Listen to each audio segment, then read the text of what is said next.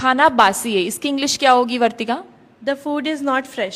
Nice. लेकिन आपको पता है आप नोट फ्रेश की जगह एक वर्ड यूज कर सकते हो, दैट इज स्टेल। तो खाना बासी है, आप क्या बोलोगे? The food is stale. Bread बासी है, The bread is stale. Very nice.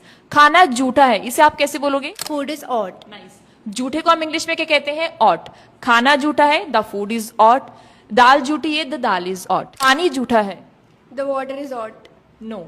जब कोई लिक्विड आइटम जूठी होती है तो उसे हम कहते हैं सिप्ड। तो आपका सेंटेंस क्या होगा? पानी जूठा है, द वाटर इज सिप्ड।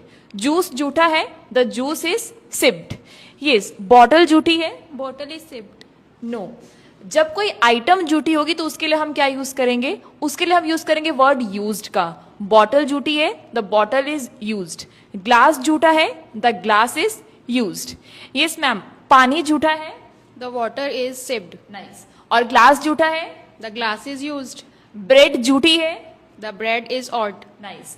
अब एक सेंटेंस की इंग्लिश आप लोग फ्रेम करेंगे कमेंट सेक्शन में कमेंट करके। सेंटेंस आपका, ये सारे बर्तन जूठे हैं, इसकी इंग्लिश कमेंट सेक्शन में कमेंट करें। और ऐसे ही इंटरेस्टिंग वीडियो के लिए इस पेज को फॉलो करें। And thanks for watching.